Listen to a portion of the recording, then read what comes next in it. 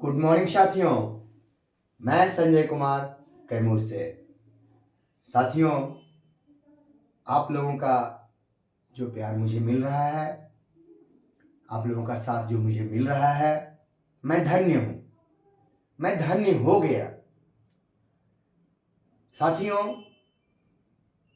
मैं वीडियो नहीं बना पा रहा हूं क्योंकि आप लोगों के फ़ोन का महत्व मेरे लिए बहुत अधिक है।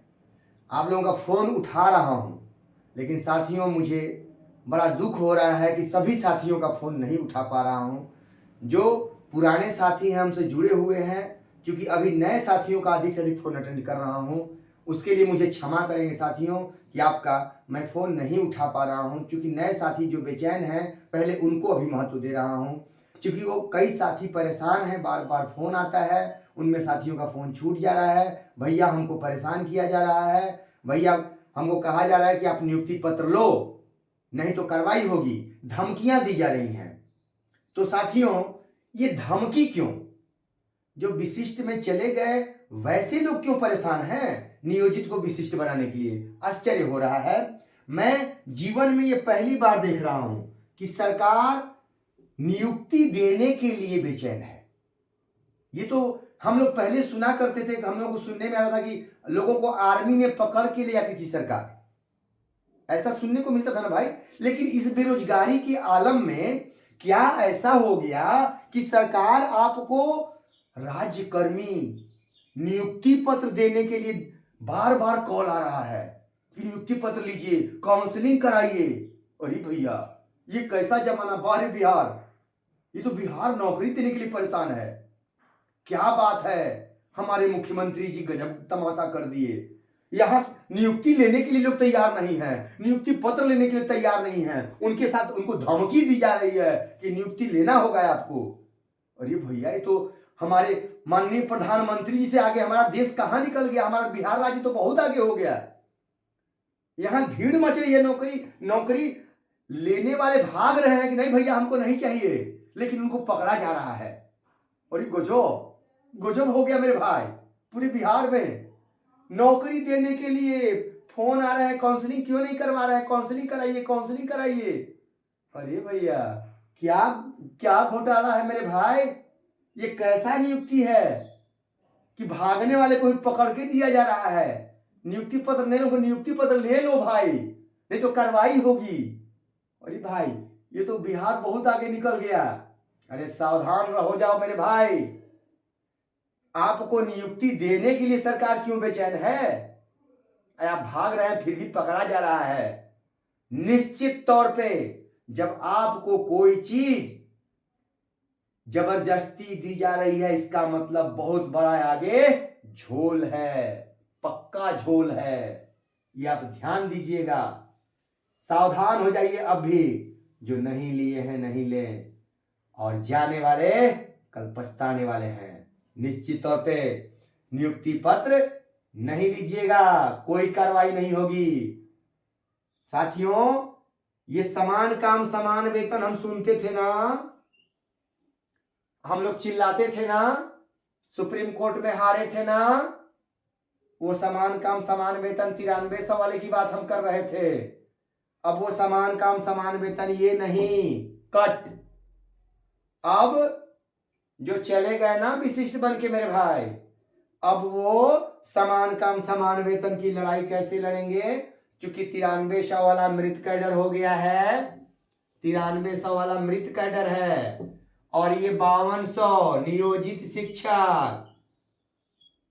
इनका ओरिजिनल नाम है पंचायत शिक्षक, प्रखंड शिक्षक। ये भी कर्मी हैं, नियोजित नहीं है, ये जान लीजिए। क्योंकि चर्चित नाम है इसलिए इसको नाम दिया गया है नियोजित। ये चर्चित नाम है, हम लोग का जन्म हुआ है नियोजित के रूप में, इसलिए हम इस नाम को नहीं छोड़ रहे हैं अभी। लेकिन हम पंचायती राज के कर्मी हैं मेरे भाई, पंचायती राज के कर्मी हैं।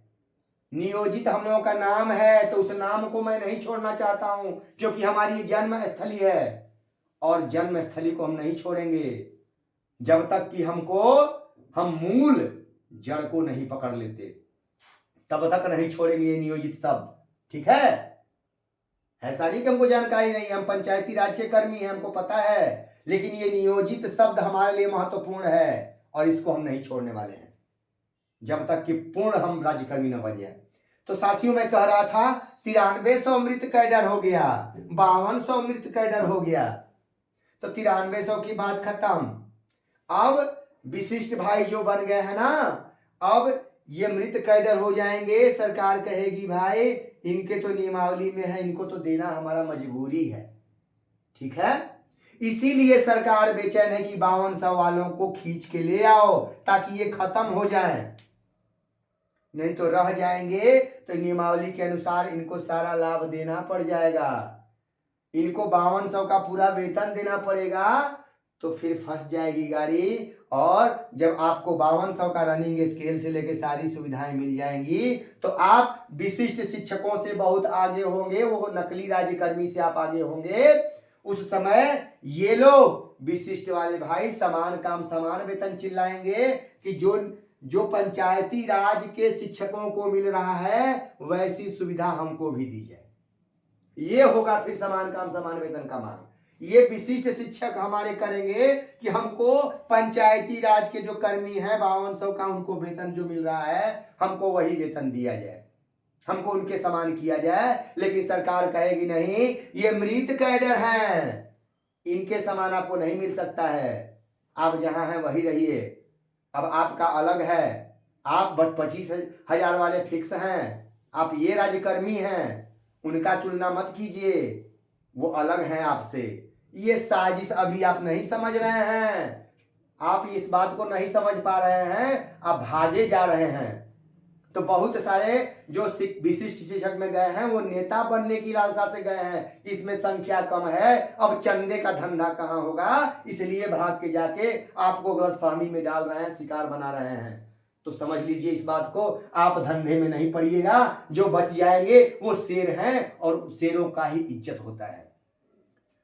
पार्टियों का भी दौर शुरू है, कई जिलों से मुझे खबर मिल रही है कि पार्टियों का दौर शुरू है। और जिस तरह से विधानसभा लोकसभा चुनाव में लंबी लंबी पार्टियां चलती हैं कि भाई उनको जोड़ो, अधिक से अधिक लोगों को जोड़ो, वोटर जोड़ो, तो वो दौर चल रहा है पार्टियों का, चिकन मटन का दौर चल रहा है मेरे भाई, जबरदस्त। कि आप कितने नियोजित को विशिष्ट बना दिए, अपना लिस्ट बताइए कि कितने को बनाए, उसके अनुसार आपका पार्टी में स्थान होगा, आपको सुविधा मिलेगी। ये चल रहा है, हमें आश्चर्यचकित है मेरे भाई। वाह रे भाई, सरकार पूरी तरह से बेचैन है, बार बार फोन आ रहा है काउंसलिंग क्यों नहीं करवाए, काउंसलिंग करवाइए ना। तो ये दौर चल रहा है, आप घबराइए नहीं, सब कुछ सामने आ जाएगा। हाँ, एक चीज मैं कहना चाह रहा हूं जो अनिवार्य है, मेरे जितने भी नियोजित साथी हैं, ले लिए हैं नियुक्ति पत्र, वो डरे नहीं, क्योंकि सुबह में ही बहनों का फोन आया था, भाइयों का फोन आया था कि भैया नियुक्ति पत्र हम ले लिए हैं और नहीं जाना है, हमें फोन आ रहा है, धमकी भी मिल रही है। कोई धमकी नहीं काम करेगा, निश्चिंत रहिए, एकदम थोड़ा भी नहीं डरिए। कई तरह की बातें हो रही हैं, लेकिन उससे डरना नहीं है आपको। आप चले जाएंगे, आप बहुत कुछ खो देंगे, ये मेरा चैलेंज है। इसके बाद आपके पास अवसर है विशिष्ट बनने का, सरकार हजारों अवसर देगी, विशिष्ट बनने का हजारों अवसर देगी।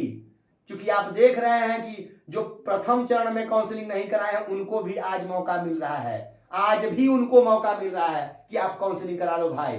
क्यों ऐसा हो रहा है भाई, समझिए। तो कई चांस आपको मिलेंगे, लेकिन जो विशिष्ट बन गए उनका चांस खत्म, वो नियोजित नहीं बन सकते हैं।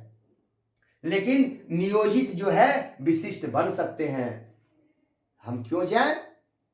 लेकिन वो लाचार है कि अरे हम तो बन ही नहीं पाएंगे, तो वो सोच रहे हैं कि अधिक से अधिक नियोजित को खींच के विशिष्ट बना दो, ताकि हमें कीचड़ लग गया है तो एक को भी कीचड़ लग जाएगा, तो फिर ये हमारे ऊपर हंसेंगे नहीं। उनको डर यही है मेरे भाई कि कल को इनको सुविधा जो सब मिल जाएगा, तो हमको जो नेताजी लोग हैं वो सोच रहे हैं कि हम जितने लोगों को बरगला के लाए हैं वो हम लोगों का सिर फोड़ेंगे, तो हरही कहला पर हम आई नहीं तो हम तो नहीं आवत रही।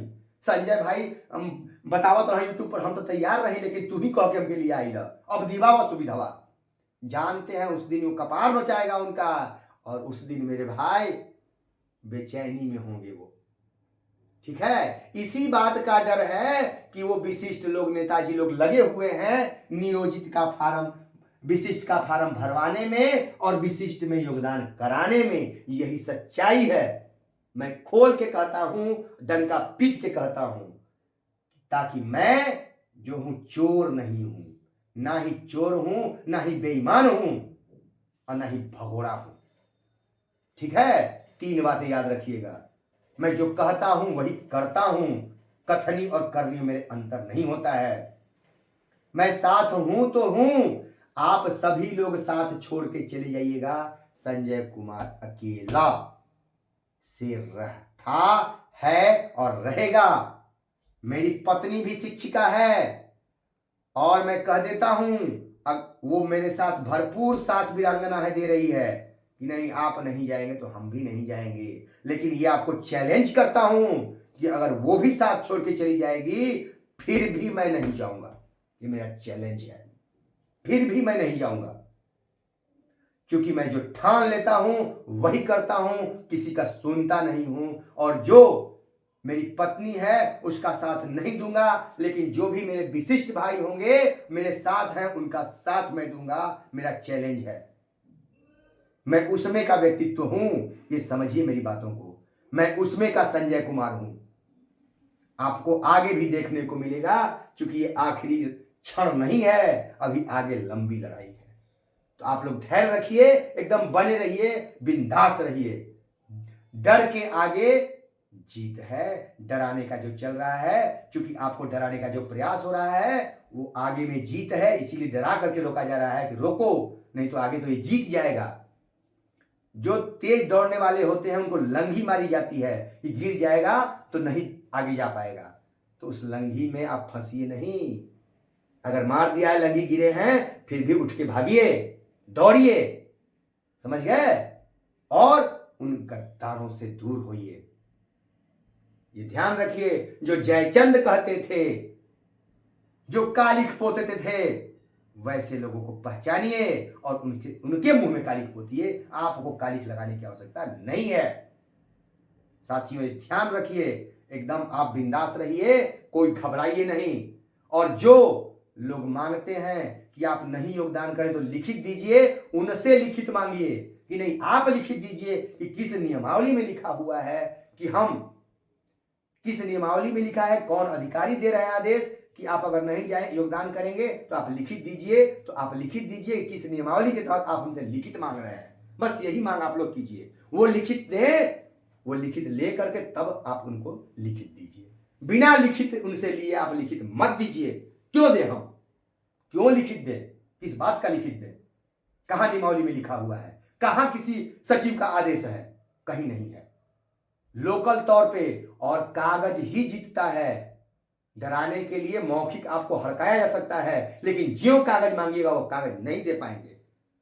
उनको लिखित में आप डालिए कि नहीं लिखित आइए। मौखिक की कौन बात करता है? आप कहेंगे कल मुकर जाएंगे कि अरे हम ऐसे ही कहे थे कि आपको कुछ कहे थोड़े थे। नमस्कार साथियों।